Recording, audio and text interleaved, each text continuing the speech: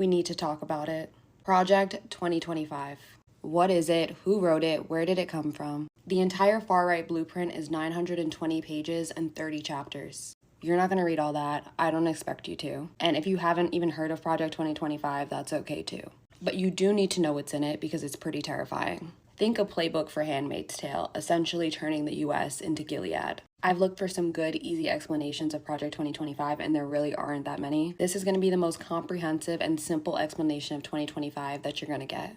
So background, Project 2025 dates back to 1973. That's when the Heritage Foundation, a very powerful conservative think tank based in Washington, D.C., was founded. They are the writers and the architects of Project 2025.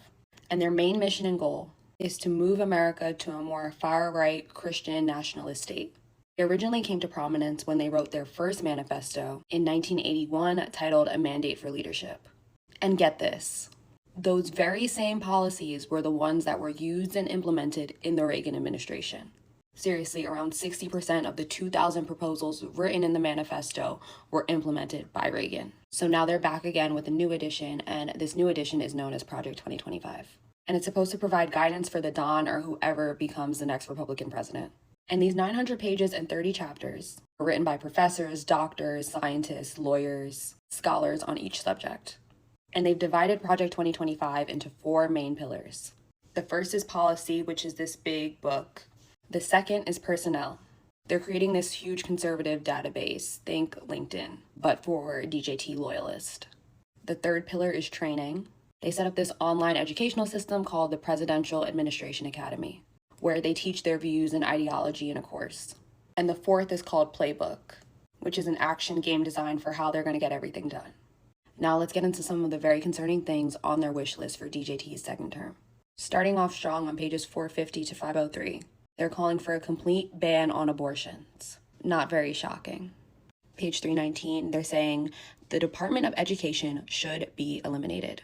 And in addition to calling for its elimination, they state that any school that requires a vaccine or mask mandate will not receive federal funding. Page 482, eliminate the Head Start program. Page 675, calling for the elimination of NOAA and the National Weather Service. Because these organizations, and I quote, have become one of the main drivers of climate change alarm industry and as such is harmful to the future U.S. prosperity. Page 133, they call for the complete dismantling of the Department of Homeland Security. In addition, they argue for the elimination of the FBI along with the Department of Justice.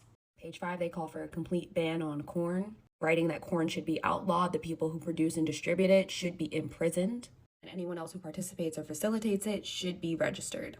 Page 104, reverse policies that allow transgender individuals to serve in the military. Gender dysmorphia is incompatible with the demands of the military service, and the use of public monies for transgender surgeries or to facilitate abortion for service members should be ended. And there's so much more, including the possibility of ending birthright citizenship, banning African American and gender studies in all levels of education, calling for an ending of any DEI programs, getting rid of gay marriage, ending the Affordable Care Act, and it also calls for the mass deportation of immigrants and proposes a plan to round up illegal migrants and lock them up and put them in camps. But perhaps one of the most troubling and well thought out plans is the move to reclassify federal workers under what is known as Schedule F. Now, I'm going to get a little HR heavy, but please stick with me because it's so important. Now, there are 2 types of federal employees. The first group are merit-based workers. These are career positions. These people have earned them through going to school, getting work experience. They're either considered experts or they could be a part of the support staff. These people are hired because they know their stuff. Think an engineer at NASA or a scientist at the FDA. And their federal jobs have protections. Now, the other class are at-will or appointed workers. These employees tend to serve at the pleasure of the president or the administration, which basically means they can be fired or replaced at any time. To put it all in context, there are about 2 million of the first class of merit-based employees and only about 4,000 political appointed ones. Under this new plan of Schedule F, they'd reclassify a bunch of the regular civil servants into political appointees. That way the Don can replace them with loyalists. Now, how does replacing all of these people help him carry out his plan? Let's do an example.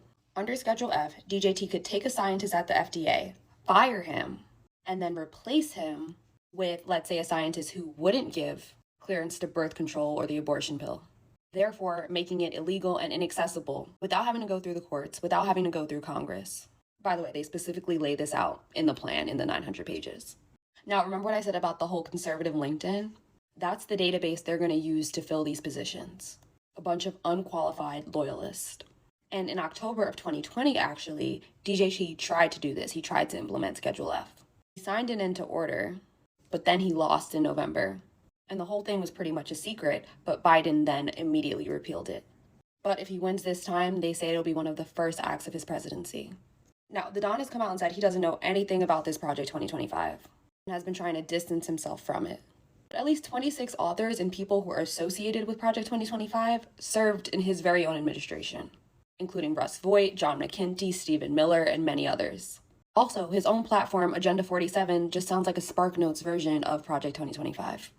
The president of the Heritage Foundation is calling Project 2025 the new American Revolution.